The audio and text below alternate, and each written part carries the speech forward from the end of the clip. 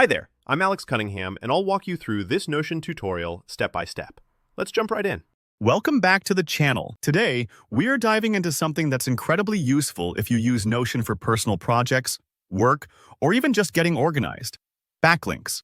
By the end of this tutorial, you'll know exactly how to create backlinks in Notion and how they can make your workspace far more connected and efficient. So let's not waste any more time and jump right in. Notion's backlinks are a simple but powerful feature that lets you link pages together so you can easily navigate your workspace and keep track of related information. If you've ever lost track of where you put something or wished you could jump quickly between related notes, this is the tool for you. First things first, we need to create a page in Notion. If you're brand new, creating a page is as easy as hitting the big plus button or simply typing page in any workspace. It can be anything, maybe a meeting notes page, a project outline, or even a reading list. Just give it a clear name so you'll recognize it later. Realistically, you might already have pages in your workspace, and that's perfectly fine. But we'll start with this basic step just to make sure everyone's on the same footing. Once your page is made, go ahead and click on it to open it up. This is where you'll add the backlink. Now, here's the trick. In Notion, you can reference another page by typing the @ symbol or alternatively using double brackets like this. 2 left square brackets. Both methods pull up a menu where you can search for and select the page you want to link to. For example, imagine you're working on a 2024 roadmap page and you want to quickly jump over to your Ideas page. Just type I'll start writing Ideas and click on the page when it pops up in the Auto Suggest.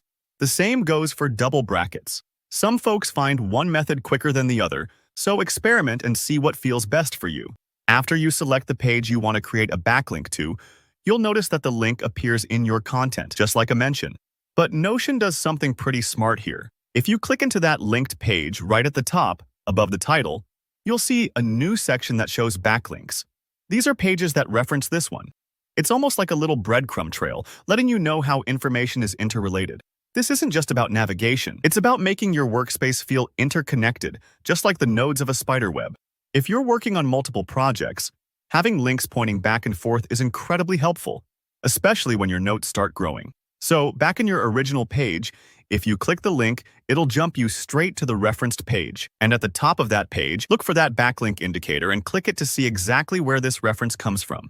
It might seem small, but as you build out a big Notion setup, these backlinks help you trace your thinking, quickly jump to related documents, and maintain flow without confusion. That's basically it. You've now created a backlink in Notion, and you understand not just how, but why it can transform the way you organize your notes and projects.